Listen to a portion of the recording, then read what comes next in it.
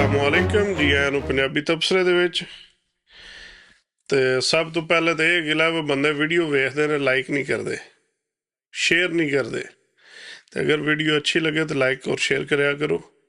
ਤੇ ਅੱਜ ਨਸੀਮ ਭਾਈ ਕੋ ਮੇਰੇ ਵਾਸਤੇ ਸਵਾਲ ਲੈ ਕੇ ਆਏ ਨੇ, ਪਤਾ ਨਹੀਂ ਅੱਲਾਹ ਪਾਕ ਖੈਰ ਕਰੇ, ਕਿਹੜਾ ਕੱਟਾ ਖੋਲਦੇ ਨੇ। ਜੀ ਨਸੀਮ ਭਾਈ, ਅਸਲਾਮੁਅਲੈਕਮ। ਜੀ ਵਾਲੇकुम अस्सलाम रहमतुल्लाहि व बरकातहू। जी सर। जी अल्लाह ਦਾ ਸ਼ੁਕਰ ਹੈ। ਤੁਹਾਡਾ ਕੀ ਹਾਲ ਹੈ ਭਾਈ? ਅਲਹਮਦੁਲਿਲਾ। ਇਹ ਜਿਹੜਾ ਬਜਟ ਪਾਕਿਸਤਾਨ ਦਾ ਪੇਸ਼ ਹੋਇਆ ਹੈ, ਜੀ ਜੀ। ਇਹਦੇ ਬਾਰੇ ਕੋਈ ਤੁਹਾਨੂੰ ਆਗਾਹੀ ਕਰੋ, ਜਾਂ ਕੀ ਇਹਦਾ ਗਰੀਬ ਕੌਮ ਬਜਟ ਫਾਇਦਾ ਨਹੀਂ, ਹੋਣਾ? ਇੱਕ ਉਹ ਗਰੀਬਾਂ ਤੇ ਜਿਹੜਾ ਬੰਬ ਲੱਗਾ।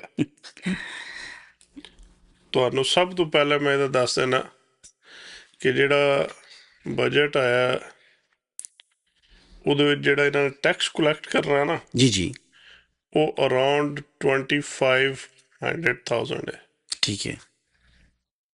ਤੇ ਜਿਹੜਾ ਆਵਾਮ ਨੂੰ ਰਿਟਰਨ ਕਰਨਾ ਨੇ, ਉਹ ਇਹਨਾਂ ਨੇ ਟੋਟਲ ਰੱਖਿਆ ਜੇ 2000 ਅਰਬ।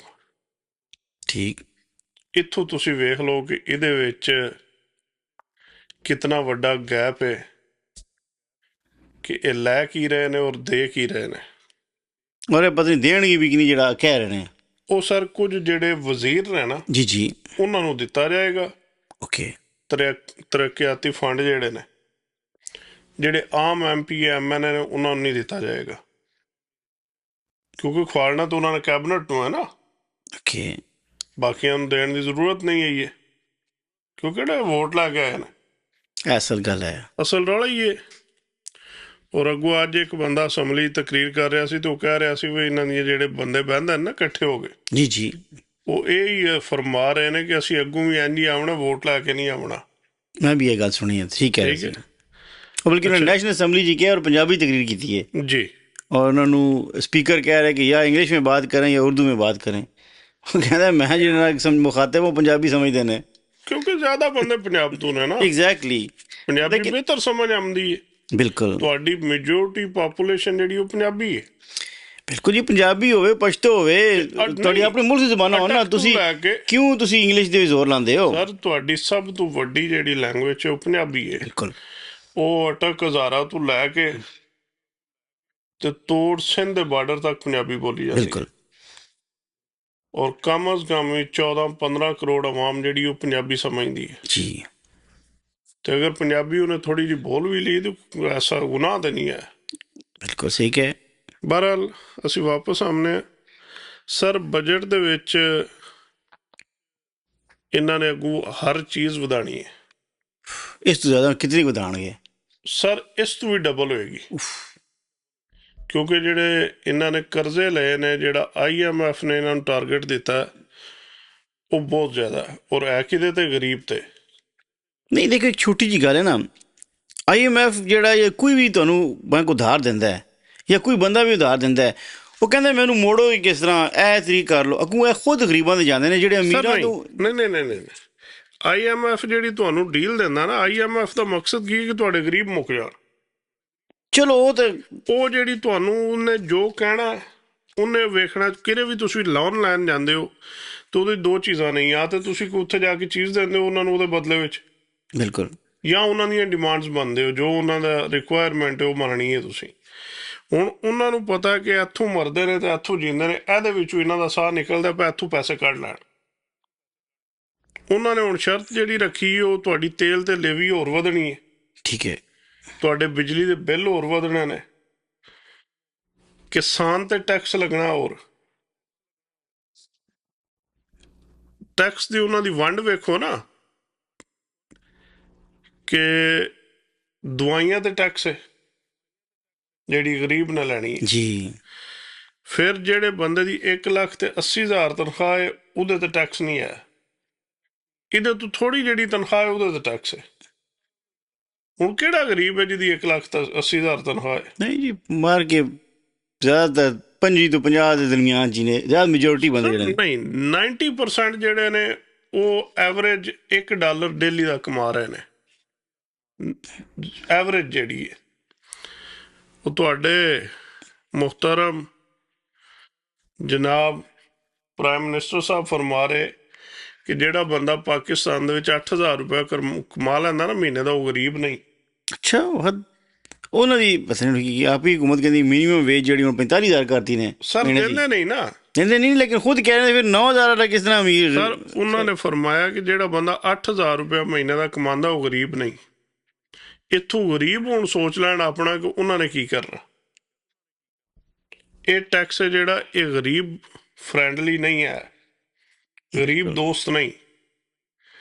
ਦਵਾਈਆਂ ਮਹਿੰਗੀਆਂ, ਤੁਹਾਡੀ ਗੰਦਮ ਜਿਹੜੀ ਇਹਨਾਂ ਨੇ 3500 ਤੇ ਲਈ ਹੈ ਉਹ ਇਸ ਸਾਲ ਇਨਸ਼ਾਅੱਲਾ 5,000 ਤੋਂ ਵੱਧ ਜਾਏਗੀ। ਬਿਲਕੁਲ, ਅੱਲਾ ਨਾ ਕਰੇ, ਲੇਕਿਨ ਜੋ ਨਹੀਂ ਵੱਧ ਜਾਣੀ ਹੈ ਨਾ, ਜੋ ਨਜ਼ਰ ਆ ਰਿਹਾ ਵੱਧ ਜਾਣੀ ਹੈ। ਮਹਿੰਗਾਈ ਹਰ ਪਾਸੇ ਹੀ ਹੁੰਦੀ ਹੈ ਨਾ ਜੀ। ਇਹਨਾਂ ਫਿਰ ਉਹ ਨਹੀਂ ਵੇਖਣਾ ਕਿ ਖਰੀਦ ਕਿੰਨੇ ਦੀ ਕੀਤੀ ਹੈ, ਇਹਨਾਂ ਨੇ ਉਸ ਹਿਸਾਬ ਤੇ ਸਾਨੂੰ ਟੈਕਸ ਲਾਣਾ। ਸਹੀ ਗੱਲ ਹੈ, ਕਿਉਂਕਿ ਗਰੀਬਾਂ ਨੂੰ ਮਾਰਨ ਦਾ ਮਿਸ਼ਨ ਹੈ ਔਰ ਉਹ ਇਹਨਾਂ ਨੇ ਪੂਰਾ ਕਰਨਾ। ਤੁਸੀਂ ਬਜਟ ਦੇ ਵਿੱਚ ਤੁਸੀਂ ਸੁਣਿਆ ਨਹੀਂ ਸਾਰਾ, ਬੰਦਾ ਇੱਕ ਉੱਥੇ ਸਵਾਲ ਕਰ ਰਿਹਾ ਸੀ, ਮਿਨਿਸਟਰ ਸਾਹਿਬ ਬੈਠੇ ਸੀ, ਤੁਹਾਡੇ ਕੀ ਕਹਿੰਦੇ ਜਿਹੜਾ ਬਜਟ ਬਣਾਉਂਦਾ, ਫਾਈਨੈਂਸ ਮਿਨਿਸਟਰ। ਫਾਈਨੈਂਸ ਮਿਨਿਸਟਰ, ਉਹ ਬੈਠਿਆ ਸੀ। ਉਹਨੇ ਕਿਹਾ ਜੀ ਮੈਂ ਔਰੰਗਜ਼ੇਬ ਸਾਹਿਬ ਨੇ, ਔਰੰਗਜ਼ੇਬ ਜੀ, ਉਹਨਾਂ ਨੇ, ਉਹ ਬੰਦਾ ਸਵਾਲ ਕਰ ਰਿਹਾ ਸੀ, ਉਹਨੇ ਕਿਹਾ ਜੀ ਮੈਂ ਡਾਕਟਰ ਕੋਲ ਗਿਆ ਸ਼ਿਫਾ ਹਸਪਤਾਲ ਦੇ ਵਿੱਚ, ਬਿਲਕੁਲ ਉਹਨੇ ਮੇਰੀਆਂ ਅੱਖਾਂ ਦਾ ਆਪਰੇਸ਼ਨ ਕੀਤਾ। ਉਹਨੇ ਕਿਹਾ ਉਹਨੇ ਮੈਨੂੰ ਆਈ ਡ੍ਰੌਪਸ ਲਿਖ ਕੇ ਦਿੱਤੇ ਨੇ, ਉਹਨਾਂ ਦੀ ਜਿਹੜੀ ਉੱਤੇ ਓਰੀਜਨਲ ਕੀਮਤ ਲਿਖੀ ਉਹ 300 ਤੇ ਕੁਝ ਰੁਪਏ ਲਿਖੀ ਹੈ, ਲੇਕਿਨ ਮੈਡੀਕਲ ਸਟੋਰ ਵਾਲਿਆਂ ਨੇ ਉਹ 700 ਰੁਪਏ ਦੀ ਦਿੱਤੀ ਹੈ। ਠੀਕ ਹੈ, 400 ਟੈਕਸ ਪਾਤਾ। ਠੀਕ ਹੈ, ਨਹੀਂ ਉਹਨੇ ਆਪਣੇ ਪਾ ਦਿੱਤਾ ਨਾ, ਟੈਕਸ ਇਨਕਲੂਡ ਹੁੰਦਾ ਜਿਹੜੀ ਮੈਡੀਸਨ ਉਹ ਪਈ ਜੀ, ਉਹ ਸਾਰਾ ਲਿਖਿਆ ਹੁੰਦਾ ਉਹਦੇ। ਬਿਲਕੁਲ, ਉਹ ਉਹਨੇ ਕਿਹਾ ਜੀ 700 ਦੀ ਉਹਨਾਂ ਦਿੱਤੀ ਹੈ। ਕਹਿੰਦਾ ਠੀਕ, 18 ਦਿਨ ਬਾਅਦ ਦੁਬਾਰਾ ਲੈਣ ਗਿਆ ਤੇ ਉਹ ਹੀ ਆਈ ਡ੍ਰੌਪਸ 1500 ਦੇ। ਟੈਕਸ ਜਿਹੜਾ ਉਹ ਹੁਣ ਬਜਟ ਇਹ ਹੁਣ ਆ ਰਿਹਾ, ਇਹ ਪਾਸ ਮੇਰਾ ਖਿਆਲ ਨਹੀਂ ਹੋਇਆ, ਬਜਟ ਹੁਣ ਆਇਆ, ਇਹਦੇ ਤੇ ਜਿਹੜੇ ਵਧਣਾ ਉਹ 1500 ਵਾਲਾ 3000 ਦਾ ਹੋਣਾ ਕਿ ਨਹੀਂ ਹੋਣਾ। ਫਿਰ ਯਾਰ ਇਹਨਾਂ ਨੂੰ ਬਾਕੀ ਜਗ੍ਹਾ ਜਿੱਥੇ ਛਾਪੇ ਮਾਰਦੇ ਚੈੱਕ ਕਰਦੇ ਨੇ, ਉੱਥੇ ਵੀ ਚੈੱਕ ਕਰਨਾ ਚਾਹੀਦਾ ਜਿੱਥੇ ਇਤਨੀ ਮਤਲਬ ਓਰੀਜਨਲ ਪ੍ਰਾਈਸ ਉਹਦੀ ਦਿਲ 'ਚ 150 ਦੀ ਹੋਵੇ ਜਾਂ 100 ਦੀ ਹੋਵੇ, ਜਿਹੜਾ 300 ਦੀ ਵੇਚਦੀ ਮਾਰਜਨ ਰੱਖ ਕੇ ਜੀ ਟੈਕਸ ਪਾ ਕੇ, ਤੇ ਫਿਰ ਜਨਾਬ ਉਸ 1500 ਤੇ ਪਹੁੰਚੀ ਪਈ ਹੈ। ਸਰ ਤੁਹਾਡੇ ਹਸਪੀਟਲ ਵਿਹਲੇ ਪਏ ਨੇ, ਡਾਕਟਰ ਜਾਂਦੇ ਹੀ ਨਹੀਂ ਗੌਰਮੈਂਟ ਦੇ ਪ੍ਰਾਈਵੇਟ ਤੋਂ ਬਹਿੰਦੇ ਨਾ ਬਕਾਇਦਾ, ਉੱਥੇ ਤਾਂ ਉਹਨਾਂ ਨੇ ਫੀਸ ਲੈਣੀ ਹੈ। ਬਿਲਕੁਲ, ਉੱਥੇ ਤਾਂ ਉਹਨਾਂ ਨੇ ਆਪਣੇ ਡਾਂਗਾਂ ਮਾਰਨੀਆਂ ਨਾ ਗਰੀਬਾਂ ਨੂੰ। ਫਿਰ ਦਵਾਈਆਂ ਮਹਿੰਗੀਆਂ ਨੇ, ਫੂਡ ਮਹਿੰਗਾ, ਤਾਲੀਮ ਤੁਹਾਡੇ ਮੁਲਕ ਦੇ ਵਿੱਚ ਆਲਮੋਸਟ ਜ਼ੀਰੋ ਹੋ ਗਈ, ਨੈਗੇਟਿਵ 1000 ਹੋ ਗਈ, ਰਿਵਾਜ਼ ਚਲੀ ਗਈ ਹੈ। ਮਤਲਬ ਜਿਹੜਾ ਹਾਲਾਤ ਬਣ ਗਏ ਨੇ, ਸਕੂਲ ਵੇਚ ਰਹੇ ਨੇ ਹੁਣ ਤਾਂ, ਵੱਡੇ ਯੂਨੀਵਰਸਿਟੀਆਂ ਦੇ ਵੇਚਣ ਨੇ, ਕਾਲਜ ਵਗੈਰਾ ਵੀ। ਸਰ ਜੀ ਸਕੂਲ ਤਾਂ ਸਮਝੋ ਵਿਕ ਗਏ ਨੇ। ਸਟੈਂਡਰਡ ਇਹ ਵੇਖ ਲਓ ਕਿ ਅੱਜ ਤੋਂ 4 ਸਾਲ ਪਹਿਲੇ, 3 ਕਰ ਲਓ, 3 ਸਾਲ ਪਹਿਲੇ ਇਹਨਾਂ ਦਾ ਜਿਹੜਾ ਕ੍ਰਾਈਟੇਰੀਆ ਮੈਡੀਕਲ ਦਾ, ਉਹਦੇ ਵਿੱਚ 95% ਵਾਲੇ ਨੂੰ ਦਾਖਲ ਕਰਦੇ। ਬਿਲਕੁਲ, ਬਹੁਤ ਟਫ ਸੀ। ਅੱਜ ਕਿਤਨੇ ਵਾਲੇ ਨੂੰ ਕਰ ਰਹੇ ਨੇ? 55% ਵਾਲੇ ਨੂੰ। ਰੀਅਲੀ ਇਤਨਾ ਡਾਊਨ ਕਰਤੇ ਨੇ? ਯੈਸ, ਮੇਰੀ ਅੱਜ ਗੱਲ ਹੋ ਰਹੀ ਬੰਦੇ ਨਾਲ, ਵਾਓ। ਉਹਨੇ ਕਿਹਾ ਜੀ ਸਾਨੂੰ ਬਕਾਇਦਾ ਉੱਥੋਂ ਕਾਲ ਆਈ ਹੈ ਕੁਝ ਨਾਲੇ ਤੋਂ, ਠੀਕ ਹੈ, ਉਹਨਾਂ ਨੇ ਕਿਹਾ ਜੀ ਤੁਸੀਂ ਬੱਚੇ ਸਿਆਲਕੋਟ ਦਾਖਲ ਕਰਾ ਰਹੇ ਹੋ, ਉੱਥੇ ਨਾ ਕਰਾਓ, ਤੁਸੀਂ ਕੁਝ ਨਾਲੇ ਕਰਾਓ, ਅਸੀਂ ਤੁਹਾਡਾ ਬੱਚਾ 55% ਤੇ ਵੀ ਦਾਖਲ ਕਰ ਲਾਂਗੇ ਮੈਡੀਕਲ ਦੇ ਵਿੱਚ। ਓਕੇ, ਵਜ੍ਹਾ ਕੀ ਹੈ ਕਿ ਸੀਟਾਂ ਪੂਰੀਆਂ ਨਹੀਂ ਹੋ ਰਹੀਆਂ। ਸੀਟਾਂ ਪੂਰੀਆਂ ਕਿਉਂ ਨਹੀਂ ਹੋ ਰਹੀਆਂ? ਕਿ ਬੰਦਿਆਂ ਕੋਲ ਪੈਸੇ ਹੀ ਨਹੀਂ ਦੇਣ ਨੂੰ। ਨਹੀਂ ਵਾਕਈ ਫੀਸਾਂ ਬਹੁਤ ਜ਼ਿਆਦਾ ਨੇ ਸਰ। ਜਿਹੜਾ ਡਾਕਟਰ ਬਣ ਰਿਹਾ ਇਸ ਟਾਈਮ ਮੈਡੀਕਲ ਡਾਕਟਰ, ਉਹਦਾ ਸਿਰਫ ਫੀਸਾਂ 30 ਤੋਂ 35 ਲੱਖ ਰੁਪਇਆ ਸਾਲ ਦਾ, ਕਮ ਸੇ ਕਮ ਹੋਣਾ ਜੀ। ਅੱਛਾ, ਫਿਰ ਉਹਨਾਂ ਦੀ ਬਦਮਾਸ਼ੀ ਵੇਖੋ ਯੂਨੀਵਰਸਿਟੀ ਵਾਲਿਆਂ ਦੀ, ਕਾਲਜ ਵਾਲਿਆਂ ਦੀ, ਕਿ ਤੁਸੀਂ ਕਮਰਾ ਕਿਰਾਏ ਤੇ ਲੈਣਾ, ਬਿਲਕੁਲ, ਉਹਦੇ ਜਿਹੜਾ ਅਲੱਗ ਤੋਂ ਖਰਚੇ ਨੇ। ਬਿਲਕੁਲ, ਤੁਸੀਂ ਰੋਟੀ ਖਾਣੀ ਹੈ, ਉਹ ਅਲੱਗ ਤੋਂ ਖਰਚੇ ਨੇ। ਬਿਲਕੁਲ, ਜੇ ਤੁਸੀਂ ਉੱਥੇ ਉਹਨਾਂ ਨੇ ਬੱਚਿਆਂ ਨੂੰ ਜਿਹੜਾ ਕਮਰਾ ਦਿੱਤੇ ਆ, ਅਗਰ ਤੁਸੀਂ ਉਹਦੇ ਵਿੱਚ ਮਾਈਕ੍ਰੋਵੇਵ ਰੱਖਦੇ ਹੋ ਤਾਂ ਉਹਦਾ ਬਿੱਲ ਅਲੱਗਾ ਦੇਣਾ ਜੇ। ਅੱਛਾ ਭਈਆ, ਅਸੀਂ ਐਕਸਟਰਾ ਬਿਜਲੀ ਇਸਤੇਮਾਲ ਕੀਤੀ ਹੈ। ਫ੍ਰਿਜ ਰੱਖਣਾ ਤਾਂ ਉਹਦਾ ਬਿੱਲ ਅਲੱਗਾ ਜੇ। ਓਕੇ, ਉੱਥੋਂ ਤੁਸੀਂ ਉਹ ਜਿਹੜਾ ਬਿਰਿਆਨੀ ਦੀ ਪਲੇਟ ਦਿੰਦੇ ਨੇ ਉੱਥੇ, ਜੀ ਜੀ, ਉਹ 1000 ਰੁਪਏ ਦੀ ਬਿਰਿਆਨੀ ਦੀ ਪਲੇਟ ਹੈ ਤਾਂ ਤੁਸੀਂ ਖਾ ਨਹੀਂ ਸਕਦੇ। ਕੋਈ ਨਾ, ਅੱਲਾ ਮਾਫੀ। ਤਾਂ ਜਿਹੜੀ ਰੋਟੀ ਉਹ ਦਿੰਦੇ ਨੇ ਉਹ ਤੁਸੀਂ ਖਾ ਨਹੀਂ ਸਕਦੇ ਉੱਥੇ। ਜੇ ਤੁਸੀਂ ਹੁਣ ਗਰਮੀਆਂ ਚੱਲ ਰਹੀਆਂ ਨੇ, ਤੁਸੀਂ ਏਸੀ ਲਵਾਉਣਾ, ਜ਼ਾਹਿਰ ਹੈ ਉੱਥੇ ਬਿਲਡਿੰਗਾਂ ਨੇ, ਗਰਮੀ ਹੈ, ਬੱਚਿਆਂ ਨੇ ਮਰਨਾ ਤੇ ਨਹੀਂ ਨਾ। ਤੁਸੀਂ ਏਸੀ ਚਲਾਣਾ ਤੇ ਫੀ ਬੱਚਾ 10,000 ਰੁਪਇਆ ਏਸੀ ਦਾ ਪਰ ਪਰਸਨ। ਪਰ ਪਰਸਨ। ਜਿਹੜੇ ਬੱਚੇ ਨੇ ਏਸੀ ਵਾਲਾ ਲੈਣਾ ਉਹਨੇ 10,000 ਰੁਪਇਆ ਦੇਣਾ ਹੈ। ਤੇ ਏਸੀ ਵੀ ਉਹਨਾਂ ਨੇ ਆਪਣੀ ਮਰਜ਼ੀ ਨਾਲ ਟਾਈਮਿੰਗ ਰੱਖੀ ਕਿ ਜੀ ਇੰਨੀ ਜੀ ਦੇਰ ਅਸੀਂ ਚਲਾਣਾ ਨੇ। ਬਿਲਕੁਲ। ਤੇ ਸਾਰੀ ਚੋਰ ਬਜ਼ਾਰੀ ਹੈ ਨਾ, ਬਿਜ਼ਨਸ ਹੈ, ਤਲੀਮ ਤੇ ਨਹੀਂ ਨਾ। ਸਹੀ ਗੱਲ ਹੈ। ਹੁਣ ਕਿਹੜਾ ਬੰਦਾ ਜਿਹੜਾ ਇਤਨੀਆਂ ਫੀਸਾਂ ਅਫੋਰਡ ਕਰ ਸਕਦਾ? ਅੱਗੋਂ ਇਸ ਬਜਟ ਤੋਂ ਬਾਅਦ ਹਰ ਚੀਜ਼ ਵੱਧ ਜਾਣੀ ਹੈ। ਆਫ ਕੋਰਸ ਮਹਿੰਗਾਈ ਹੋਣੀ ਹੈ, 1.5 ਗੁਣਾ 2 ਗੁਣਾ ਵਧਣੀ ਹੈ, ਡਬਲ ਹੋ ਜਾਣੀ ਹੈ ਜਿਸ ਤਰ੍ਹਾਂ ਹਾਲਾਤ ਬਣੇ, ਕਿਉਂਕਿ ਹੁਕੂਮਤ ਜੇ ਇਹ 10% double ਤੋਂ ਵਧਾਉਂਦੀ ਹੈ ਵੱਧ ਤੇ ਜਾਣੀ ਹੈ। ਤੁਹਾਡੇ ਤੱਕ ਪਹੁੰਚਦੇ 50% ਵਧੀ ਹੁੰਦੀ ਕਿ Double ਹਰ ਵੱਧ ਬੰਦਾ ਜਾਣੀ ਖਾਂਦਾ ਵਿੱਚੋਂ, ਜੀ। ਹਰ ਬੰਦਾ ਵਧਾ ਦਿੰਦਾ ਹੈ। ਔਰ ਸਭ ਤੋਂ ਜ਼ਿਆਦਾ ਰੌਲਾ ਮਾনো ਜ਼ਿਮੀਂਦਾਰਾਂ ਦਾ। ਜ਼ਿਮੀਂਦਾਰ ਤਾਂ ਜਿਸ ਤਰ੍ਹਾਂ ਮੁਹਿੰਮ ਚੱਲੀ ਪਈ ਹੈ ਉਹ ਖ਼ਤਮ ਹੀ ਕਰੂ ਨੇ। ਜਿਸ ਤਰ੍ਹਾਂ ਰੱਬ ਤੇਰਾ ਭਲਾ ਕਰੇ, ਸੁਸਾਇਟੀਆਂ ਬਣ ਗਈਆਂ ਨੇ, ਇਹ ਉਹ ਕਰਕੇ ਜ਼ਮੀਨ ਮੁੱਕੀ ਦੀ ਆ ਰਹੀ ਨਾ। ਨਹੀਂ ਉਹਦੇ ਤੇ ਵੀ ਲਾ ਰਹੇ ਨੇ, ਉਹ ਵੀ ਮੈਨੂੰ ਯਾਦ ਆ ਗਿਆ ਕਿ ਟੈਕਸ ਜੀ। ਉਹ ਹੁਣ ਇੱਕ ਨਵਾਂ ਜਿਹੜਾ ਉਹ ਤੁਹਾਡਾ ਸਰਟੀਫਿਕੇਟ ਬਣੇਗਾ। ਉਹਨਾਂ ਦਾ ਵੀ। ਇਹ ਯਕਮ ਤੋਂ ਪਹਿਲੇ ਤੁਸੀਂ ਬਣਵਾਉਣਾ ਉਹ, ਅੱਛਾ। ਫਿਰ ਉਹਦੀ ਫੀਸ ਵੱਧ ਜਾਏਗੀ। ਹੁਣ ਉਹਦੀ 900 ਰੁਪਇਆ ਫੀਸ ਹੈ।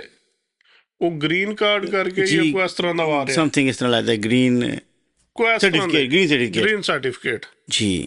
ਉਹ ਆ ਰਿਹਾ। ਉਹ ਅਗਰ ਤੁਸੀਂ ਜ਼ਮੀਨ ਤੁਹਾਡੇ ਨਾਂ ਤੇ ਆਇਆ ਤਾਂ ਤੁਸੀਂ ਹੁਣ ਬਣਵਾਉਣਾ। ਕੋਈ ਵੀ ਕਿਸੇ ਕਿਸਮ ਦੀ ਵੀ ਪ੍ਰਾਪਰਟੀ ਹੈ ਉਹ ਤੁਸੀਂ ਬਣਵਾ ਲਿਆ ਤੇ ਫਿਰ ਤੁਸੀਂ ਵੇਚ ਸਕਦੇ ਹੋ। ਅੱਛਾ। ਅਦਰਵਾਈਜ਼ ਤੁਸੀਂ ਵੇਚ ਵੀ ਨਹੀਂ ਸਕਦੇ, ਆਪਣੀ ਜਾਇਦਾਦ ਨਹੀਂ ਵੇਚ ਸਕਦੇ। ਮੈਂ ਟੈਕਸ ਖਾਣ ਦੇ ਤਰੀਕੇ ਨਵੇਂ ਨਵੇਂ ਨੇ, ਹਾਲਾਂਕਿ ਬਹੁਤ ਟੈਕਸ ਵਧਾਤੇ ਇਹਨਾਂ ਨੇ। ਪ੍ਰਾਪਰਟੀ ਦੀ ਇਤਨੀ ਵੈਲਿਊ ਨਹੀਂ ਰਹਿੰਦੀ ਜਿੱਦਾਂ ਅਸੀਂ ਉੱਤੇ ਟੈਕਸ ਪਾ ਦਿੰਦੇ ਨੇ। ਸਰ ਇਹ ਬਜਟ ਜਿਹੜਾ ਆ ਰਿਹਾ ਨਾ, ਮੈਂ 100% ਤੇ ਉਹਦੀਆਂ ਨਹੀਂ ਜ਼ਿਹਨ 'ਚ ਰੱਖ ਸਕਿਆ ਕਿ ਕੀ ਵਧਾਇਆ ਨੇ, ਕਿਉਂਕਿ ਇਹ ਕੰਮ ਚੱਲ ਰਿਹਾ ਕੁਝ ਛੱਡੀ ਰਹਿਣੇ ਵੈਸੇ। ਤੇ ਗਰੀਬ ਨੂੰ ਮਾਰਨ ਵਾਸਤੇ ਕੋਈ ਕਸਰ ਨਹੀਂ ਛੱਡੀ ਇਹਨਾਂ ਨੇ। ਸਹੀ ਗੱਲ ਹੈ। ਔਰ ਮੇਰਾ ਇਹ ਮਸ਼ਵਰਾ ਗਰੀਬਾਂ ਨੂੰ ਕਿ ਬਚ ਜਾਓ। ਕੀ ਕਰਨਗੇ ਬਾਅਦ ਕੇ? ਕੀ ਵੀ ਸਰ ਜੰਗਲ ਚਲ ਜਾਣ। ਕੁਝ ਕਰਨਾ ਪੈਣਾ ਨਾ, ਕਿਉਂਕਿ ਉਹਦੇ ਤੋਂ ਇਲਾਵਾ ਤੇ ਹੱਲ ਹੀ ਕੋਈ ਨਹੀਂ। ਕਰਨ ਵਾਲੇ ਦਿਨ ਉਹ ਨਹੀਂ ਜੰਮੇ ਜੇ, ਠੰਡੇ ਨੇ। ਤੇ ਬਜਟ ਤਾਂ ਰੋਣ ਹੀ ਆ ਰਿਹਾ ਸੁਣ ਕੇ।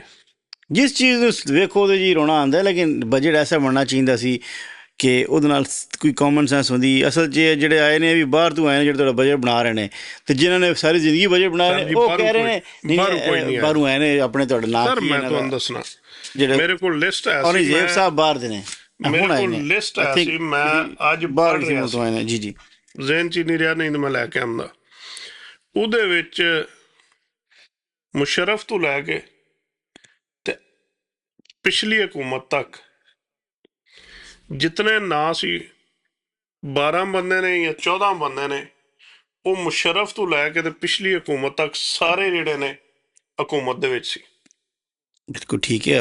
ਅਜੇ ਤੱਕ ਆਪਣੇ ਸਾਹਕਾਰ ਸਾਹਿਬ ਫੇਰੇ ਨੇ ਵਿੱਚ ਹੀ ਉਸ ਮੁਸ਼ਰਫ ਦੀ ਵਿਸਨ ਕਹਿ ਰਹੇ ਨੇ, ਲੇਕਿਨ ਉਹ ਕਹਿ ਰਹੇ ਨੇ ਕਿ ਹੁਣ ਉਹ ਕਹਿ ਰਹੇ ਨੇ ਕਿ ਮੈਨੂੰ ਹੁਣ ਇਕਾਨਮੀ ਸਮਝ ਆ ਗਈ ਹੈ, ਮੈਂ ਜ਼ਿੰਦਗੀ ਗੁਜ਼ਾਰ ਬੈਠੇ ਨੇ, ਅਤੇ ਹੁਣ ਉਹ ਕਹਿ ਰਹੇ ਨੇ ਮੇਰੇ ਕੋਲ ਬਜਟ ਬਣਵਾਉਂਦੇ ਤੇ ਮੈਂ ਅੱਛਾ ਬਣਾਉਣਾ ਸੀ ਕਿ ਮੈਨੂੰ ਇਕਾਨਮੀ ਦੀ ਸਮਝ ਆ ਗਈ। ਅਤੇ ਇਸ ਤੋਂ ਪਹਿਲੋਂ ਜਿਤਨਾ ਵੀ ਉਹਨਾਂ ਨੇ ਬਜਟ ਬਣਾਇਆ ਉਹ ਬਕੌਲ ਇਹਨਾਂ ਦੇ ਕਿ ਉਹਨਾਂ ਨੂੰ ਸਮਝ ਨਹੀਂ ਸੀ ਅਤੇ ਉਹਨਾਂ ਨੇ ਬਣਾਉਂਦੇ ਰਹੇ ਨੇ। ਅਤੇ ਕਾਸ਼ ਉਹਨਾਂ ਨੂੰ ਇਹ ਮੌਕਾ ਦਿੰਦੇ ਤੇ ਉਹ ਅੱਛਾ ਬਣਾ ਦਿੰਦੇ। ਸੀਰੀਅਸਲੀ ਸਾਗ ਡਾਰ ਸਾਹਿਬ ਨੇ ਕਿਹਾ ਕਿ ਮੁਝੇ ਇਕਾਨਮੀ की समझ आ चुकी है ਤੇ ਉਹ ਗਲਤੀ ਕੀਤੀ ਉਹਨਾਂ ਕੋਈ ਬਜਟ ਬਣਾਉਣਾ ਚਾਹੀਦਾ ਸੀ ਉਹਨਾਂ ਨੂੰ। ਸਰ ਉਹਨਾਂ ਨੂੰ ਹੁਣ ਸਮਝ ਆਈ ਨੇ ਜਾ ਕੇ, ਮਤਲਬ 50-60 ਸਾਲ ਸਿਆਸਤ 'ਚ ਰਹਿ ਕੇ ਧਕੇਸ਼ੇ ਖਾ ਕੇ ਉਹਨਾਂ ਨੂੰ ਸਮਝ ਆ ਗਈ ਹੈ ਨਾ। ਉਹਨਾਂ ਨੂੰ ਹਟਾ ਦਿੱਤਾ ਨਾ ਕਿ ਤੁਸੀਂ ਹੁਣ ਜਾ ਕੇ ਆਪਣਾ ਆਪ ਸੰਭੋ ਜੀ, ਇਹਨੂੰ ਛੱਡ ਦਿਓ, ਇਹਦੇ ਵਾਸਤੇ ਅਸੀਂ ਨਵਾਂ ਬੰਦਾ ਲੈ ਆਉਂਦੇ ਹਾਂ ਜਿਹਨੂੰ ਸਮਝ ਨਾ ਉਹ ਚਾਹੀਦਾ, ਜਿਹਨੂੰ ਸਮਝ ਨਾ ਆਵੇ। ਔਰ ਅੱਲਾ ਮਾफ़ करे, ਮੈਂ ਤਾਂ ਨਹੀਂ ਕਹਿਣਾ ਚਾਹੁੰਦਾ, ਲੇਕਿਨ ਇਹਨਾਂ ਦੇ ਸੀ ਕਿ ਦਫ਼ਤਰੀ ਮੌਕਾਤ 'ਚ ਵੀ ਹੈ ਕੋਈ ਆਸ਼ੀ ਕਰਦੇ ਰਹਿੰਦੇ ਨੇ। ਪਤਾ ਨਹੀਂ ਹੁਣ ਕੀ ਉਹ ਮੀਡੀਆ ਲਈ ਇਹਨਾਂ ਦੇ ਪਿੱਛੇ ਪੈਸਨ ਵੱਲਾ ਆਲਮ ਕੀ ਵਜ੍ਹਾ ਸੀ, ਅਤੇ ਕਹਿੰਦੇ ਨੇ ਬਈ ਹੋਸ਼ ਹੀ ਨਹੀਂ ਰਹਿੰਦੇ। ਬਜਟ ਜਿਹੜਾ ਇਹਨੂੰ ਅਸੀਂ ਇੱਥੇ ਹੀ ਕੰਕਲੂਡ ਕਰਨੇ ਆਈਏ, ਕਿਉਂਕਿ ਕਾਫੀ ਚੀਜ਼ਾਂ ਨੇ ਜਿਹੜੀਆਂ ਇਹ ਕਲੀਅਰ ਹੋਣੀਆਂ ਨੇ। ਉਹ ਕਲੀਅਰ ਹੋ ਗਈਆਂ ਤਾਂ ਫਿਰ ਮਜ਼ੀਦ ਦੱਸ ਦਿਆਂਗੇ, ਹੈ ਹੋਣਾ ਹੀ ਜੇ। ਬਿਲਕੁਲ ਇਹਨਾਂ ਤੋਂ ਹੋਰ ਉਮੀਦ ਕੋਈ ਨਹੀਂ। ਮੈਂ ਤਾਂ ਪਾਕਿਸਤਾਨ ਕਿਸੇ ਨਾਲ ਗੱਲ ਹੋ ਸੀ ਤੇ ਬਜਟ ਦਾ ਇੰਤਜ਼ਾਰ ਕਰ ਰਹੇ ਹੋ, ਬਾਹਰੋਂ ਕੋਈ ਟੀ ਵੀ ਨਾਲ ਚਿਪਕੇ ਰਹਿੰਦੇ। ਮੈਂ ਕਿਹਾ ਤੁਹਾਡੇ ਨਾਲ ਖੈਰ ਦੀ ਖਬਰ ਕੋਈ ਨਹੀਂ ਆਣੀ, ਇਹ ਤੋਂ ਦੂਰ ਹੋ ਜਾਓ। ਇੱਕ ਰੱਤੀ ਵੀ ਤੁਹਾਨੂੰ ਕਿਸੇ ਪਾਸੋਂ ਤੁਹਾਡਾ ਸੁੱਖ ਦਾ ਸਾਹ ਨਹੀਂ ਆਣਾ, ਬਿਲਕੁਲ ਕੋਈ ਖੈਰ ਦੀ ਖਬਰ ਨਹੀਂ। ਹਰ ਚੀਜ਼ ਦਾ ਤੁਹਾਨੂੰ ਟੈਕਸ ਤੁੰਨ ਕੇ ਅਗਲੇ ਲਾ ਰਹੇ ਨੇ। ਸਹੀ ਗੱਲ ਹੈ। ਇਹ ਤਸੱਲੀ ਰੱਖੋ ਤੁਸੀਂ, ਜੇ ਰੋਟੀ ਖਾਂਦੇ ਹੋ ਨਾ ਅੱਗੇ 2 ਟਾਈਮ ਤਾਂ ਹੁਣ 1 ਟਾਈਮ ਦਾ ਸੋਚੋ। ਸਹੀ ਗੱਲ ਹੈ। ਦੂਜੇ ਟਾਈਮ ਵਾਲੇ ਦੀ ਔਕਾਤ ਕੋਈ ਨਹੀਂ ਰਹਿਣੀ ਜੋ ਇਹ ਕਰ ਰਹੇ ਨੇ। ਬਹਰਹਾਲ ਅੱਲਾਹ ਪਾਕ ਬਿਹਤਰ ਕਰੇ, ਕਿਉਂਕਿ ਮਰਨਾ ਤਾਂ ਉਦੋਂ ਹੀ ਹੈ ਜਦੋਂ ਅੱਲਾ ਨੂੰ ਮਨਜ਼ੂਰੀ ਹੋਣੀ ਹੈ। ਇਨਸ਼ਾਅੱਲਾ ਉਹੀ ਨਾ ਜੋ ਲਿਖਿਆ ਹੈ। ਤੇ ਅੱਲਾ ਬਿਹਤਰ ਕਰੇ ਤਾਂ ਇਨਸ਼ਾਅੱਲਾ। ਠੀਕ ਹੈ, ਇਜਾਜ਼ਤ ਚਾਹੁੰਦੇ ਹਾਂ। ਅਗਰ ਗੱਲਾਂ ਅੱਛੀਆਂ ਲੱਗੀਆਂ ਹੋਣ ਤਾਂ ਲਾਈਕ, ਸ਼ੇਅਰ ਔਰ ਸਬਸਕ੍ਰਾਈਬ ਕਰੋ।